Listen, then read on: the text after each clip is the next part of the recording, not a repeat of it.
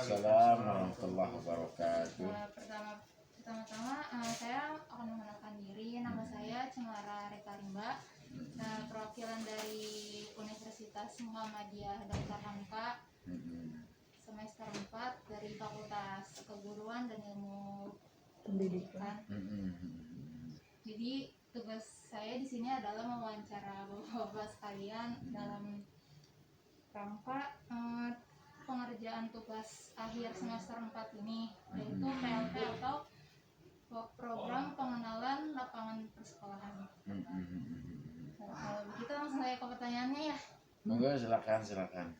Oke, yang pertama itu tentang karakteristik peserta didik.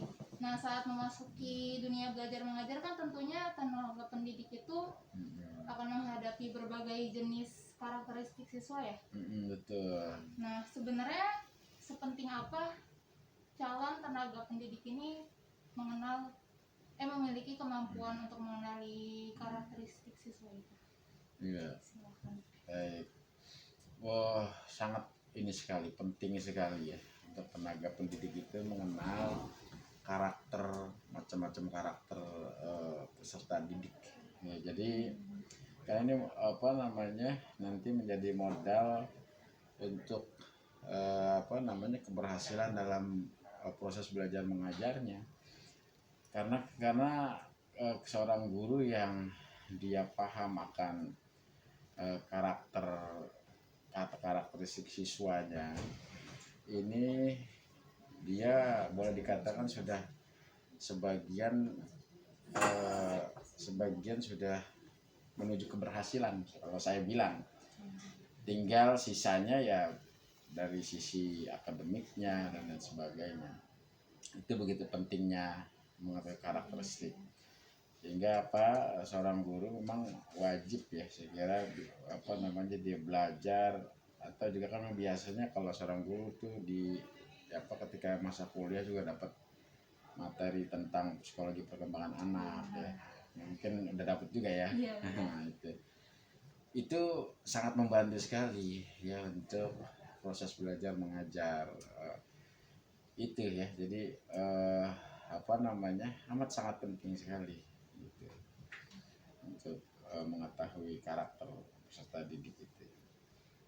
Baik, selanjutnya, setelah tadi kan memahami pentingnya ya. Nah, terus tentunya tenaga pendidik pun akan menghadapi saat di real life atau kehidupan kenyataan saat sudah turun ke dunia pendidikan, menghadapi perbedaan karakteristik siswa. Tentunya ada banyak kan ya karakteristik siswanya, dari segi ekonomi atau kebutuhan khusus siswa, dari berbagai segi lah intinya. Nah, itu bagaimana cara menghadapi perbedaan karakteristik siswa itu? Jadi kalau di kita ini, tempat kita ini memang salah satunya ya untuk bisa mengetahui karakteristik mereka, kita buat program-program yang menunjukkan potensi mereka ini biar tergali, biar muncul, sehingga juga kita akan dengan sendirinya mendapatkan karakteristik masing-masing itu anak. Misalnya program kita ya ada namanya Market Day. Ya, Market Day itu adalah dimana satu hari mereka berjual beli di situ kan ada interaksi ya, muncul interaksi dan di situ juga muncul akhirnya karakter masing-masing anak gitu ya. Ada yang mungkin muncul sifat ketelitian, bisa muncul juga sifat ya yang mungkin bisa terjadi tidak bisa menjaga keuangannya atau amanahnya, atau juga yang bisa menjaga. Nah, ini muncul semua seperti itu, kita jadi tahu, dan itu jadi juga bahan evaluasi untuk pembelajaran mereka. Diketahui kita jadi nanti bisa memberikan materi-materi yang bagaimana supaya meningkat ini benar, yang ini harus diluruskan seperti ini begitu.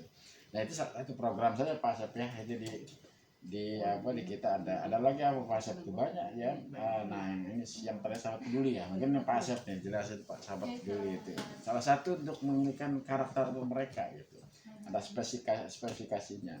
Ya, jadi di kesiswaan sendiri kita membuat suatu brand ya. Program kesiswaan kita itu adalah sahabat Avicenna. Jadi sahabat Avicenna ini terdiri dari 6 sahabat. Yang pertama adalah sahabat bijak, kemudian sahabat sehat, sahabat kreatif, sahabat aktif, kemudian sahabat peduli, satu lagi sahabat apa ya, saya lupa juga. Ada 6 itu ya, ada 6. Dan apa namanya, di sini mungkin kalau kita lihat dari sekolah-sekolah yang di menengah ya, SMP itu ada ekskul ya, kayak misalkan ada apa, ada OSIS gitu ya. Nah itu model seperti OSIS tapi ini lebih dipecah lagi ya. Kalau di OSIS, kalau di SMP itu biasanya kan ada PNR gitu kan, ada Paskibra. Nah itu di sini ada dimasukkan ke dalam sahabat Avicenna tersebut. Contoh misalkan sahabat sehat, berarti di situ anak-anak nanti yang masuk ke dalam sahabat sehat adalah anak-anak yang siap diterjunkan untuk dunia kesehatan di sekolah. Contoh misalkan tenaga ke PNR-nya gitu, misalkan nanti ketika upacara mereka udah standby di belakang untuk menjaga apa namanya, khawatir nanti ada yang sakit, ada yang apa saat apa namanya upacara. Nah, itu mereka yang standby dan langsung dia bisa ke UKS gitu ya. Kemudian juga ada sahabat terampil. Nah sahabat terampil di sini tadi paskibranya gitu ya. Kemudian ada polisi cilik. Polisi cilik kita di sini menamakan sebagai sahabat peduli. Nanti yang kalau polisi cilik itu kalau dulu di SMP itu namanya PKS ya, patroli keamanan sekolah. Nah itu yang nanti mereka akan selalu membantu guru-guru di sini dalam pengamanan. Misalkan ketika di lorong itu sikapnya harus seperti apa, harus berjalan, tidak berlari. Kemudian juga saat market day kan perlu ada pengawasan. Nah, itu dari anak-anak dari sahabat peduli atau namanya polisi cilik lah itunya ya. Kemudian juga kita di sini ada sahabat bijak. Sahabat bijak sini kita menamakan kedua cilik. Jadi mereka yang akan kita gali terkait potensi keagamaannya, contoh seperti tahfiznya, kultumnya, atau ceramahnya, atau baca Qur'annya di sini. Nah itu di situ anak-anak yang akan kita bina di situ. Kemudian ada sahabat aktif. Sahabat aktif ini PR cilik. Jadi nanti kita latih mereka untuk bisa menjadi seorang public relation ya, orang yang bisa bicara ya, bicara di depan umum, entah jadi MC atau menjadi pemandu, guide dan lain sebagainya. Yang terakhir sahabat kreatif ya Mbak Riri ya, itu jurnalis cilik. Nah jurnalis cilik di sini apa namanya, kaitannya tadi dengan pemberitaan. Kalau ketika ada acara nih, acara misalkan Muharram atau acara pesantren Ramadan atau yang lainnya, baik acara keagamaan maupun yang nasional, itu mereka yang meliput berita, mereka yang bisa wawancara, kemudian juga bisa mendokumentasikan itu kegiatan dan lain sebagainya. Nah itu ya, jadi sahabat kreatif, insya Allah semuanya ini dikemas. Kita punya jargonnya Pak Hariri ya, smile. Nah, karena sahabat harus melayani ya, harus dengan smile, dengan senyum, dan tidak hanya arti senyum ya. Jadi smile itu dari akronim dari S-nya itu soleh ya kan, kemudian M-nya itu mandiri, I-nya itu muslih ya, kepemimpinannya, kemudian L-nya itu terampil, dan I-nya ini apa ya, saya lupa. Nah itu ya, jadi semua ya, jadi semua itu harus tercermin nilai-nilai kesolehannya, kepemimpinannya, kreatifnya, terampilnya, semuanya harus ada di dalam bidang-bidang tersebut. Jadi nanti kita saya tambah sedikit, nanti ketika mereka lulus dari sini ya, kita berharap mereka itu ketika di masyarakat sudah dengan hal-hal seperti itu ya, udah familiar. Jadi dia ketika ada ya keluarganya mungkin sakit atau di masyarakat ketika ada ini, mereka sudah biasa tuh itu nanganin orang yang sakit, nolong orang yang sakit ya. Itu dari sisi yang kecil ya, apa, sahabat sehat. Jadi sengaja kita buat program-program yang banyak itu untuk bisa menggali potensi-potensi mereka dan sekaligus menumbuhkan karakter mereka gitu dari bidang-bidang yang tadi dimunculkan. Dan kita berharap ya di rumah ketika di masyarakat mereka sudah tidak canggung dalam hal-hal yang public relation dan macam-macam itu gitu. Itu harapan kita begitu. Berarti dalam karakteristik peserta didik ini lebih ditekankan ke ininya ya, pendidikan karakter. Ya betul. Jadi terpadu itu identik dengan karakter. Identik dengan karakter. Oke, kali ini pertanyaannya lebih sederhana nih. Sebagai calon tenaga pendidik nih, saya pribadi kan belum memahami lebih lanjut nih tentang struktur organisasi dalam sekolah. Nah, itu tata kerjanya itu seperti apa dan strukturnya itu seperti apa? Ya, untuk ininya ya, untuk apa dalam struktur apa namanya yang ini untuk tenaga pendidiknya ya. Iya, untuk tenaga pendidik. Iya, di kita seperti mungkin dilihat di Bagan ya, banyak sekali itu ininya. Apa namanya? Jadi guru-guru untuk bisa juga tadi sekaligus menumbuhkan potensi, juga guru-guru supaya diberdayakan itu memang kayak seperti ini tadi. Sahabat Avicenna ini kan ada, nah itu semuanya itu dimasukkan pembina-pembinanya ya dari guru-guru itu ya.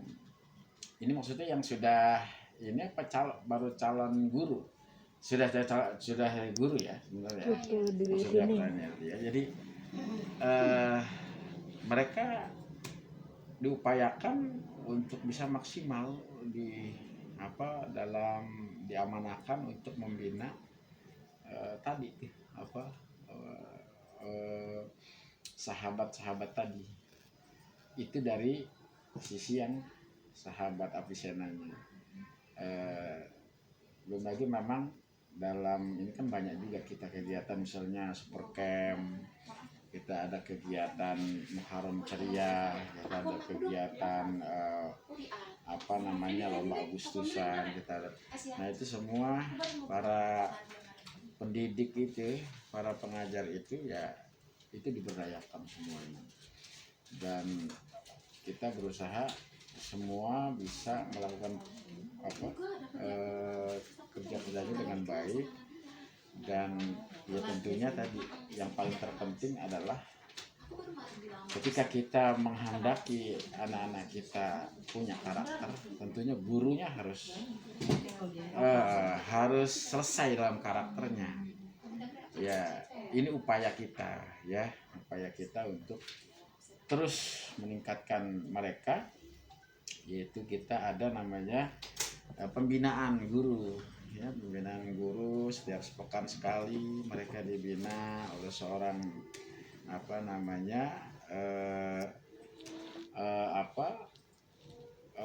mentornya gitu loh. Jadi dari kalangan guru juga yang lebih senior mereka ada pembinaan gitu. Nah ini sangat luar biasa gitu ya, bisa memberikan warna tentunya kepada anak-anak kita, karena mereka sendiri juga sudah terwarnai dengan kebaikan-kebaikan ya, dengan tadi pembinaan-pembinaan yang mereka ikuti. Di situ juga banyak hal yang dilakukan untuk bisa meningkatkan kapasitas dan kualitas mereka sebagai guru. Jadi seperti itu. Ini sedikit tambahin ya. Jadi terkait struktur organisasi secara umum itu ada di papan ya, dari mulai yayasan, kemudian kepala sekolah. Kita juga ada rekanan kita ya Pak Hari ini ya, partner kita dari komite sekolah. Kemudian juga di bawah kepala sekolah kita ada wakil kepala sekolah, itu bagian kesiswaan dan kurikulum. Dan juga ada tenaga kependidikan kita ya di sana, dari karyawan dan sebagainya. Nah dari kesiswaan sendiri itu tidak hanya saya, tetapi tadi saya dibantu oleh teman-teman guru yang tadi disampaikan Pak Hariri. Ya jadi nanti sahabat sehat itu ada pembinanya, ya sahabat bijak ada pembinanya, sahabat terampil dan seterusnya itu ada semuanya pembinaan, dan itu kita melibatkan semua guru-guru di situ. Ya untuk memajukan program kesiswaan kita. Nah, kemudian selebihnya ya wali kelas dan lain sebagainya sampai dengan siswa. Itu struktur kita di sana. Selanjutnya langsung ke pertanyaan selanjutnya aja. Setiap sekolah kan pasti ada peraturannya ya. Nah, Betul. untuk penerapannya langsung di kehidupan sehari-hari itu kan pasti membutuhkan kesadaran dari siswa-siswanya. Nah, itu bagaimana cara yang tepat ya untuk menumbuhkan kesadaran dari siswa itu sendiri untuk menjalankan peraturan dan tata tertib sekolah. Ya, ketika kita berharap peraturan sekolah itu bisa berimbas kepada di masyarakatnya atau di rumahnya, maka memang kita harus buat peraturan-peraturan itu, dan kita sudah lakukan itu ya, membuat aturan-aturan itu yang tentunya secara psikologis ya, secara itu sudah dikaji oleh kita. Jadi tentunya peraturan-peraturan itu yang mendidik ya, yang bisa memberikan lebih kepada penyadaran ya, bukan sekedar hukuman gitu kalau ketika mereka melanggar, tapi bagaimana ini ada edukasi di dalam aturan-aturan itu, sehingga ya alhamdulillah ketika kita sudah berjalan ini sekian tahun lamanya ya, banyak ya masyarakat atau orang tua yang memberikan testimoninya ya, bahwa di siswa kita memberikan kesaksian gitu, bisa diandalkan lah ya untuk di rumah, di pesantrennya gitu. Ini hal yang kita dapat banyak dari masyarakat yang positif ya, setelah anak kita lulus gitu, dia dinilai di lanjut ke pesantren, di pesantrennya itu bisa mewarnai, di rumahnya juga bisa mewarnai gitu. Seperti itu ya, ini kaitan dengan tadi aturan-aturan yang sudah kita tahu di sekolah, alhamdulillah berimbas ya, berdampak positif. Jadi peraturan itu biasanya yang sudah kita buat itu kita sosialisasikan dan kita pahamkan ke anak-anak, dan kita mungkin unik juga mungkin ya di antara yang lainnya ya. Jadi peraturan itu ya kita masukkan ke dalam kebiasaan. Jadi setiap pagi itu kita ada pembiasaan terkait peraturan-peraturan kita sebutkan di situ. Dan ketika mereka sudah tahu, sudah paham, tinggal pelaksanaannya. Ketika pelaksanaan pun itu ada kontrol dari kita. Makanya tadi ada sahabat peduli, nanti dia akan selalu mengontrol nih, misalkan di lorong nih ada yang berlari, itu kita akan tegur. Nah, dengan tadi ada sahabat peduli yang siap nanti dia untuk menegur gitu kan. Dan juga tidak hanya dari siswa, tapi nanti dari guru-guru pun sama, kita berikan pemahaman bahwasanya misalkan peraturannya tidak berlari di lorong, berarti kita sampaikan itu adalah sesuatu yang salah gitu kan. Dan tadi disampaikan Pak Hariri ya, kita tidak memberikan hukuman, tetapi kita memberikan pendidikan di situ, edukasi. Dan ini kita lakukan itu sosialisasinya itu bahkan kita pernah 2 minggu ya, masalah 2 minggu MOS itu. Jadi memang sebelum peraturan itu diinikan kepada mereka, itu dipahamkan dulu, benar 2 minggu itu berjalan di kiri, kemudian untuk ini seperti apa, wudhu, sholat seperti apa ininya, dan itu terus menerus diinikan ya. Kalau tidak ini misalnya melanggar apa yang nah itu terus diinikan sehingga sudah menjadi familiar dan menyatu dengan mereka ya, alhamdulillah. Jadi tidak terlalu banyak masalah ya, aturan-aturan itu diinikan gitu. Berarti tadi ya dari disosialisasikan dulu. Iya betul. Sosialisasikan dulu dengan benar-benar agar mereka itu memahami dulu. Nah, kalau gunanya kita buat peraturan sementara mereka melanggar karena nggak paham gitu kan ya, intinya itu seperti itu. Terus pertanyaan berikutnya ini lebih ke peraturan ke gurunya. Ini sebenarnya pertanyaannya agak tabu sebenarnya, tapi kejadian ini kayak banyak terjadi di sekolah-sekolah gitu. Ini tentang kegiatan sogok menyogok guru.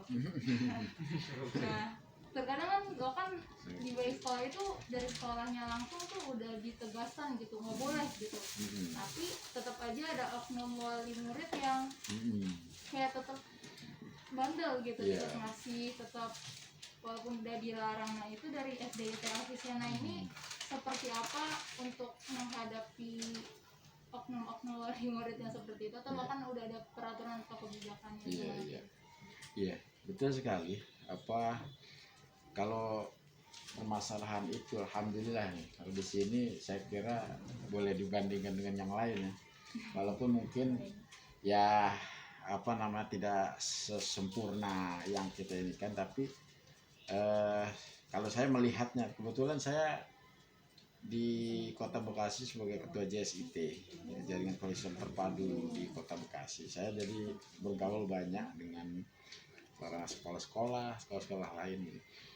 Dan setahu saya sih belum ada juga yang kita yang benar-benar bang kita lakukan di sini itu untuk menjaga kredibilitas ya, penilaian kredibilitas seorang apa namanya guru ini belum ada. Kita ada aturan dari awal berdirinya ini, yaitu tidak boleh menerima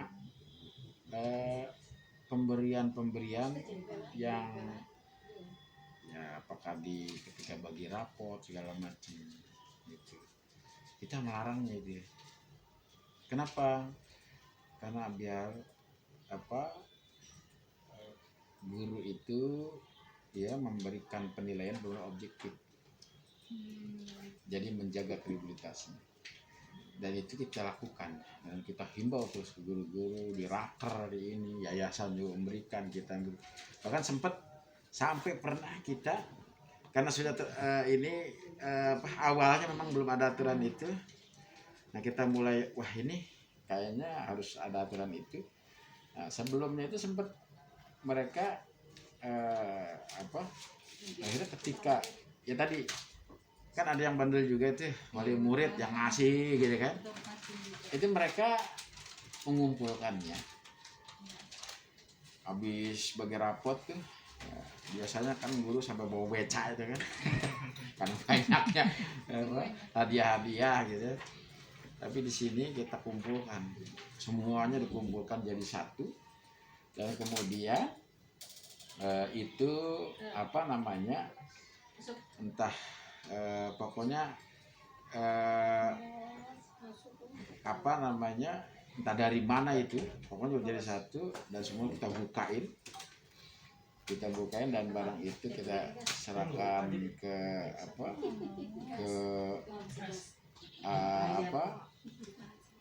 orang yang ditunjuk bertanggung jawab tentang itu, untuk ya kita nggak tahu mana, pokoknya dilelang, dijadikan uang ya, dijual, uangnya dikumpulkan.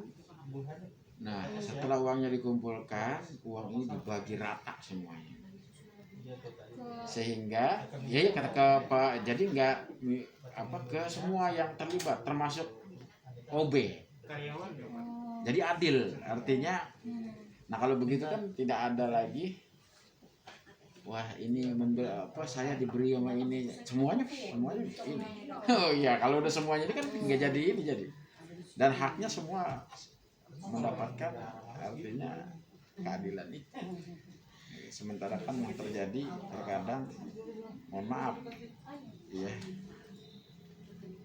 hasil siswa itu bisa pinter atau bisa berprestasi bukan hasil guru wali kelas saja.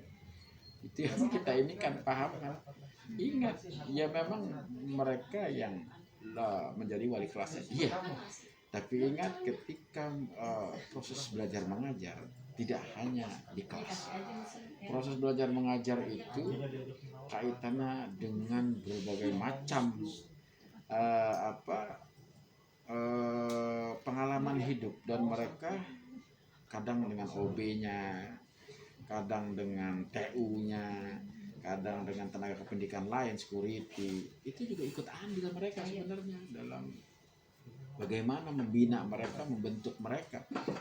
Jadi kita tidak mau ketidakadilan itu hanya akhirnya yang dapat hanya mentang-mentang dia jadi wali kelas, akhirnya dialah yang bawa beca gitu tadi sampai ini. Kita pengen itu terbagi adil, dan itu kita lakukan, pernah kita lakukan di sini, dan sampai saat ini itu berjalan, dan alhamdulillah hampir rata-rata orang tua akhirnya memahami itu, walaupun ya terkadang di luar ya kita nggak ngerti ya, tapi yang jelas peraturan sekolah sudah seperti itu kita lakukan, dan alhamdulillah sampai tadi detik ini alhamdulillah tidak lagi terjadi yang memberikan liar seperti itu.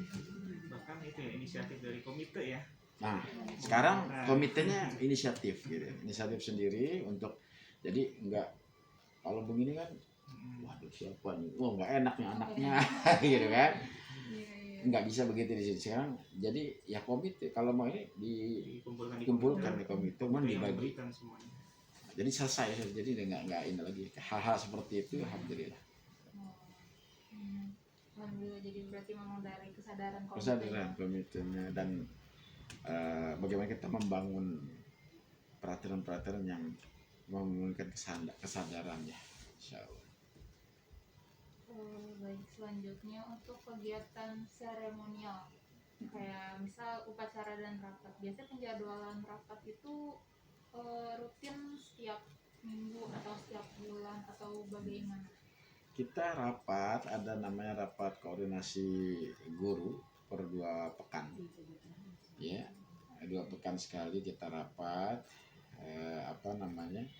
tapi tidak menutup kemungkinan ketika kita umpamanya kayak modal daring begininya, pas awal kita bahkan setiap hari itu rapat gitu, karena memang tergantung ininya, kalau kita ada sesuatu hal yang perlu dibahas memang itu akan rapat, mungkin agak sering begitu. Tapi kalau normalnya, kalau tidak ada masalah, berjalan lancar dalam kondisi normal, 2 pekan sekali kita rapat koordinasi guru. Nah itu yang seluruhnya.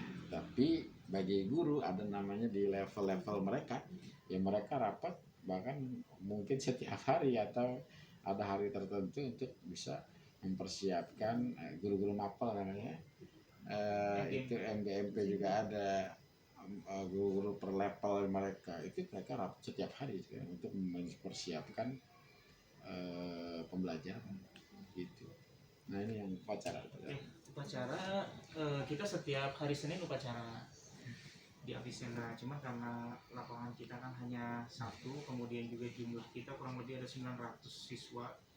Nah ditambah juga nanti SMP itu juga kan kurang lebih banyak juga, akhirnya kita jadwalkan untuk upacara. Jadi untuk pekan pertama, pekan ganjil itu biasanya SD yang menggunakan lapangan untuk upacara.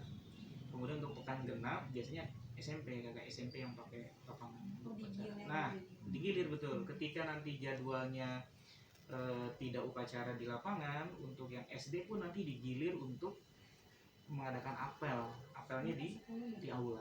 Karena aula nggak cukup juga tuh untuk semua siswa. Paling kita muat hanya 2 level atau 3 level lah itu. 3 level untuk seperti biasa. Itu paling. Jadi prinsipnya di Avicenna setiap hari Senin upacara. Cuma tadi bergantian dengan SMP. Kalau untuk kayak misal hari kemerdekaan gitu, untuk hari-hari ini peringatan besar guru ya kita melaksanakan ya. Bahkan ketika upacara khusus kemerdekaan petugas-petugas itu petugasnya khusus. Pernah dulu kita guru-guru yang menjadi petugasnya. biar mereka beda, ada nuansa beda. Betul. Jadi pemimpinnya baca yang baca-bacanya semuanya itu dari guru-guru. Nah kemarin terakhir kita melibatkan siswa ya untuk menjadi petugas pengibar bendera gitu ya. Jadi seperti itu. Insya Allah kita tetap melaksanakan kegiatan upacara. Dan semua unsur itu kalau yang seperti itu Semua dari yayasan semua hadir sampai OB segala macam, itu upacara semua. TK, SD, SMP semuanya. Siswanya juga sama. Kalau TK enggak lah siswanya. Pingsan. Pingsan. Selanjutnya ke ekstrakurikuler. Ya, silakan. Nah yang pertama ini di SD Avicenna itu ada kurikuler apa ini? Ekskul apa ini? Nah, ini langsung aja. Ya, kita banyak ya untuk ekskul. Jadi ekskul kita ini dibagi menjadi Ada kurikulum kita juga, Sir. Iya. Ada. Hah? Ada Bu ini ya, Busam, Samsul. ada busam. Siapa aja, Pak? Busam Ya, mana? nanti kali ini tambahin nggak apa-apa tuh, Sam. Ya. Jadi ekskul kita dibagi dua. Yang pertama ekskul wajib, yang kedua ekskul pilihan. Ekskul wajib kita ada dua, pramuka dengan pembinaan akhlak. Ya, kalau pramuka berarti kan kaitannya dengan kepramukaan. Kalau pembinaan akhlak ini kaitannya dengan agama ya, dengan keagamaan. Kemudian ada ekskul pilihan. Nah, pilihan ini juga kita bagi dua nih. Ada yang memang kita kerjasama dengan lembaga luar, ada yang memang kita selenggarakan sendiri. Internal lah bahasanya, nanti SDM yang kita libatkan adalah guru-guru. Nah, kalau yang lembaga luar berarti kita memang sudah MOU dari awal. Nah, contohnya kalau yang dari luar itu ada Jarimatika, ada bahasa Inggris, ya bahasa Inggrisnya namanya Smoothie kalau nggak salah itu. Kemudian dulu ada Sempoa, dulu Sempoanya udah nggak zaman, akhirnya ganti Jarimatika. Iya dulu Sempoa. Nah, kemudian satu lagi bela diri ada Taekwondo. Itu dari lembaga luar, kita sudah MOU dari awal. Nah, kemudian untuk yang internal ini cukup banyak yang memang SDM-nya atau pelatihnya dari guru-guru yang memang potensi di bidang itu ya. Seperti kita ada karya ilmiah siswa. Ini melatih anak-anak untuk menjadi analis lah ya, yang bisa apa, yang kaitannya nanti dengan penelitian, bikin telur asin misalkan, atau bikin apa namanya gunung meletus nih ya kan pakai ini gitu ya. Kalau di sana namanya KIR ya, kalau di sini namanya KIS, karya ilmiah siswa. Kemudian kita ada Bina Kriya. Bina Kriya itu apa namanya, kerajinan tangan, bikin anyaman, menyulam, kemudian macam-macam lah, boneka tangan dan sebagainya. Kemudian yang ketiga kita ada pidato ya, ekskul pidato ya, seperti biasa pidato. Kemudian kita ada English Club ya, selain bahasa Inggris yang diadakan oleh lembaga, kita dari internal juga ada bahasa Inggris. Kemudian juga kita ada ekskul Marawis nih yang suka musik ya, Marawis yang biasa ya. Kita punya beberapa tim, ini termasuk yang favorit juga nih, ada sampai kita ada 2 tim kalau nggak salah ya, karena banyak yang peminatnya. Kemudian juga kita ada ekskul seni musik, ini yang dulu pakai angklung Pak. Sekarang karena angklungnya ini ya apa terbatas akhirnya, dan peminatnya juga terbatas. Kalau angklung kan perlu banyak orang ya, akhirnya pakai pianika gitu. Jadi itu ya untuk musiknya. Kemudian kita ada olahraga, ada futsal ya, ini termasuk favorit juga nih, sampai kita punya 3 tim plus 1 timnas. Jadi ada yang biasa ya, kalau yang latihan biasa futsal ini ada yang terbaik dari antara yang 3 klub tadi 3 kelompok tadi dimasukkan menjadi timnasnya Avicenna. Jadi nanti ketika ada kejuaraan kita kirim itu pasukan khususnya itu tuh tim khusus itu gitu. Nah, kemudian kita ada ekskul apa lagi ya? Cukup banyak sih kita di sini. Nanti bisa dilihat di depan kita sudah pasang. Kaligrafi nggak ada gitu. Kaligrafi paling momen aja nanti ketika ada kegiatan pesantren Ramadan, baru nanti kaligrafi semua, bukan ekskul sih. Itu sih hanya kegiatan masuk kegiatan tambahan. Dari sekian banyak ekskul itu biasanya yang paling diminatin 3 deh. 3 ekskul yang paling diminatin. Yang paling banyak peminatnya. Yang pertama tuh futsal. Futsal anak laki biasanya. Anak laki-laki tuh. Bahkan dulu anak perempuan ada yang pengen daftar Pak, tapi karena nggak ada ya kan, akhirnya nggak boleh. Ada juga tuh yang Pak, saya pengen futsal katanya ya, ini nggak ada kelompoknya. Gitu. Nah, kemudian yang kedua karya ilmiah siswa. Itu yang apa? Yang punya skill yang ingin tahunya cukup tinggi kan di situ. Karena penelitian. Kemudian yang ketiga tadi Marawis itu termasuk yang ketiga, banyak peminatnya. Iya dulu saya juga ikut futsal. Iya betul. Itu yang internal ya. Kalau yang eksternal, nah ini taekwondo juga cukup banyak peminatnya. Sampai 1 aula itu punya. Gitu. Olahraga banyak peminatnya. Terus kalau misalkan biasanya ekskul itu kegiatannya diadainnya pas kapan? Apa setelah sekolah atau pas di tengah jam pelajaran kayak misalnya pas istirahat? Terus juga biasanya waktunya misalnya kayak berapa lama? Minimal atau maksimal?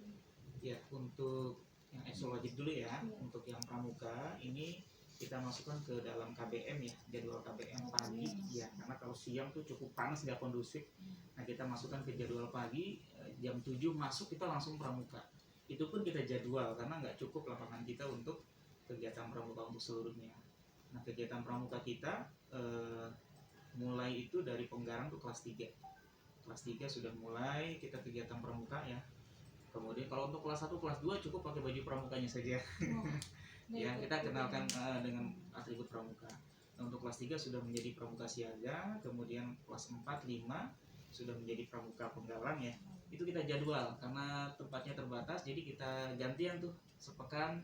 Pekan pertama kelas 3, pekan kedua penggalang kelas 4, 5 gitu kan. Terus sudah seterusnya. Jadi dalam sebulan itu kurang lebih 2 kali ya siswa itu melaksanakan pramuka ya. Nah kemudian untuk yang pembinaan akhlak ini kita ambil di hari libur ya, bukan hari libur sih, hari yang tidak ada KPM. Jadi hari Sabtu. Hari Sabtu kita memang tidak ada KPM, itu khusus untuk kegiatan pembinaan akhlak dan ekskul dari luar. Nah itu biasanya jadwalnya dari pagi ya, dari jam 7:30 sampai dengan jam 9, kurang lebih 1 jam setengah. Ini pembinaan akhlak. Nanti anak-anak dikelompokkan 10 orang ya, 10 sampai 15 orang, kemudian nanti ada guru satu pegang di situ sebagai mentornya.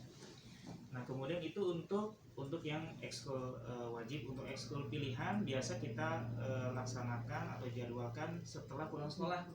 Kita keluar itu sekolah jam 2.15, kita mulai ekskul jam 2.30 atau jam 14.30. Jadi 15 menit persiapan, setengah 3-nya sudah mulai ekskul sampai dengan jam 4. Itu kurang lebih seperti itu untuk kegiatan ekskul. Terus nih dalam sekarang kan sedang isu pandemi COVID-19 ya. Ya. Untuk pelaksanaan ekstrakurikuler itu sendiri gimana, kan pasti kan ada yang pelaksanaannya harus langsung nih di tempat. Nah kalau lagi dalam masa daring kayak gini seperti apa? Ya memang pandemi ini akhirnya merubah 180 derajat ya, karena sampai saat ini dari pemerintah baik pusat maupun daerah ya, kita masih zona merah, jadi tidak boleh ada tatap muka, sehingga memang berimbas kepada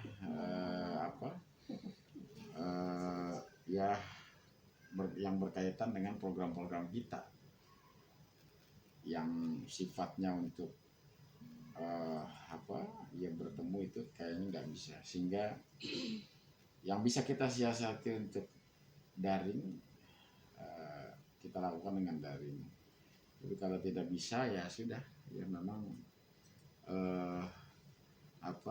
ditiadakan gitu. Karena memang kita juga nggak bisa memaksakan untuk hal itu. Tapi kalau bisa disiasati, kita siasati seperti itu. Kalau misalkan beberapa ekskul ini kan pastinya membutuhkan sarana prasarana ya. Nah itu kayak propertinya itu kebanyakan ada yang dibawa siswa atau disediakan sekolah? Selama ini kalau ya ada yang disediakan sekolah, seperti kalau misalnya futsal dan segala macam itu Marawi segala sekolah. Tapi ada juga yang seperti Bina Kriya ya, terus yang KIS itu ya, terkadang siswa juga disuruh membawa diberitahukan sebelumnya, jadi besok bawa apa gitu ya, untuk kita percobaan ini bawa seperti itu. Biasanya bahan bakunya sih dari kita, paling mereka misalkan bawa gunting atau bawa perlengkapan yang alat bisa itu seperti itu sebagai alat penunjangnya. Terkait ekskul juga tadi yang insya Allah alhamdulillah kita ya walaupun pandemi juga tetap berjalan ya Pak Rudi. Seperti misalkan pembinaan akhlak, pramuka itu kita tetap berjalan tapi via daring. Kalau yang lainnya mungkin nggak bisa nih, kalau yang internal itu Marawi nggak bisa tuh, kita bingung tuh. Selama bisa disiasati, kita siasati dengan daring ya kita lakukan dengan Zoom, dengan apa. Kalau Marawi lucu juga. Kita masing-masing. Dari rumah bisa. Iya. Futsal nggak bisa. Terus selanjutnya terkait kegiatan positif di sekolah, misal seperti cuci tangan sebelum makan atau 5S biasanya yang sering saya lihat di sekolah-sekolah. Nah itu implementasinya Ya alhamdulillah, kalau apa tadi kita sesuai dengan pembiasaan-pembiasaan yang kita lakukan, aturan-aturan yang juga kita tetapkan, dan bahkan kita bukan hanya itu, ada program namanya apa, Life skill. life skill. Kita jadi ke apa, keterampilan hidup yang mereka ini secara sederhana sehari-hari, ya tidak muluk-muluk. Misalnya kelas 1 ada tuh apa namanya, Pikirin. silabus ininya sudah ada diatur. Kalau kelas 1 dia diperlukan umpamanya apa, bagaimana melipat pakaian gitu. Kelas berapa itu Bu ya? Semua Ada semua. Jadi itu ada yang melipat pakaian, memasang memasang apa, spray, terus memasang sarung bantal, kayak begitu. Kadang kan namanya anak SD itu nggak pernah, dari rumahnya ada juga yang tidak terlalu memikirkan itu. Nah, kita coba memberikan solusi untuk bisa kita jalankan itu, sehingga mereka terbiasa di rumah untuk hanya sekedar melipat pakaian, sampai masak Pak ya. masak Kompor di nasi sini, goreng betul. itu ada, kompor kita siapkan, nasi goreng bisa. Pokoknya bagaimana life skill yang dasar-dasar saja bisa diinikan oleh mereka. Nyuci baju, kalau udah nyuci baju itu pada jemuran, pada gantung gitu. Tapi kayak siapa juga tuh Iya. ya jemurannya. Cuci piring, mereka bawa makanan, bawa piring, makan bersama setelahnya. Nah, bagaimana cuci piringnya? Mereka cuci begitu. Sampai menerima tamu Pak Riri. Menerima tamu. Bikin Teh. iya, nanti mejanya itu Bisa dihias gitu. Ketika membawa Ada ini yang jadi seperti tamu, apa. ada yang menyediakan gitu. Jadi keterampilan life skill ini ya tadi intinya sih agar mereka secara apa ya, ini hidup itu ketika hal-hal yang kayak gitu itu udah biasa gitu. Terkadang kan nggak terpikirkan. Gitu. Satu lagi Pak Riri, ini yang biasa menjadi apa ya, mungkin apa yang sering pagi kita lakukan ya Pak Riri, itu ada menyambut siswa. Jadi anak itu disambut oleh guru-guru di sini dengan mengucapkan salam, senyum, kemudian juga salim sama guru-guru ketika sebelum pandemi ya. Itu biasanya kita biasakan setiap pagi. Ada guru-guru yang memang kita biasakan untuk piket ya, karena kalau guru semuanya belajar di sini nggak muat. Karena kita guru kurang lebih ada 60 orang ya. Nanti kita jadwal setiap harinya itu ada guru yang bertugas untuk menyambut siswa. Siswa itu nanti antri ya kan? Kadang sampai pintu keliling kayak ular gitu. Iya, antri alhamdulillah itu. Jadi melatih bersabar, disiplin gitu. Kemudian juga ramah ya kan. Datang sudah bisa salaman dan mengucapkan salam. Langsung masuk ke dalam. Ini masih terkait kegiatan positif. Sebentar lagi kan di masa pandemi ini akan diberlakukan new normal ya.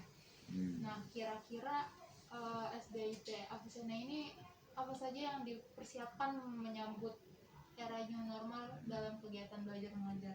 Karena pasti kan kurang lebih pasti ada yang berubah kan, karena kita bakal hidup berdampingan dengan COVID-19 juga. Dari kebiasaan-kebiasaan kayak cuci tangan di sekolah itu bagaimana? Iya. New normal memang sudah digaungkan ya sebenarnya sama pemerintah kita. Cuman memang ya apa namanya, new normalnya seperti apa ininya ya, kita juga terkadang bingung karena data-datanya apa segala macam kita nggak ini. Nah, kalau itu biarkan urusan pemerintah. Cuman kita ini intinya sih ketika memang pemerintah dalam hal ini dalam apa Kemendikbud atau juga Disdik ya, dalam hal ini kan kita ininya di sana instruksinya. Kalau ketika kita dipilih atau ketika kita memang sudah diperbolehkan untuk tatap muka, kita akan persiapkan untuk tatap muka gitu. Nah, cuman memang sampai saat ini walaupun sudah new normal, untuk Kota Bekasi tidak diperbolehkan, masih dipilih beberapa sekolah saja. Jadi itu pun belum berjalan sempurna ya yang saya ketahui, sehingga di kita sendiri kayaknya ya hampir dikatakan belum akan bisa seperti itu ya, apalagi sekarang datanya melonjak yang terkena. Tapi ya ketika kita umpamanya sudah hijau, sudah ini, kita akan persiapkan mengenai bagaimana persiapannya. Tentunya dari sekarang juga kita sudah mempersiapkan misalnya penyemprotan secara berkala. Kita sediakan hand sanitizer itu di beberapa tempat-tempat yang strategis untuk bisa menghalau ininya masuknya virus begitu. OB kita kita briefing untuk terus ini pengecekan suhu di depan, kemudian bagaimana masker juga mereka harus masuk dengan masker. Nggak boleh orang sembarangan bisa masuk begitu. Ada ya melalui protokol kesehatan itu sudah berjalan. Nah tinggal kalau misalnya siswa masuk tentunya ini akan lebih spesifik lagi, kita akan lebih persiapkan lagi apa dan bagaimana dari A sampai Z tentunya harus kita persiapkan. Tapi kayaknya masih belum di sini. Baik, ini sampai di pertanyaan penghujung. Pertanyaan terakhir adalah pesan untuk generasi muda yang menjadi calon tenaga pendidik. Baik. Pesan kami ini untuk generasi yang akan datang menjadi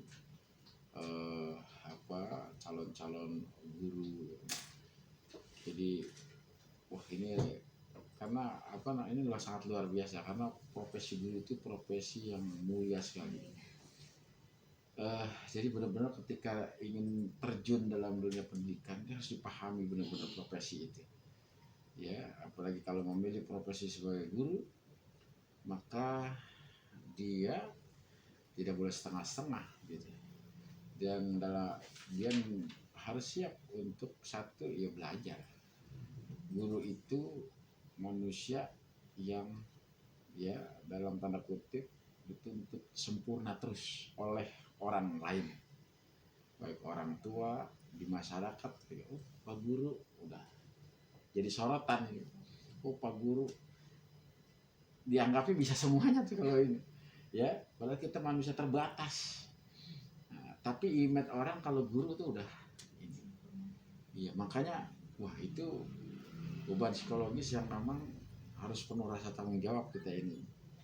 Nah karena memang tadi amat sangat luar biasa dan juga orang dalam pengharapannya itu tinggi. Seorang guru harus dia bisa mencetak anak, merubah anaknya mereka di masyarakat, dia harus ini dan segala macam. Karenanya tadi imbalannya itu cuma satu, kalau saya katakan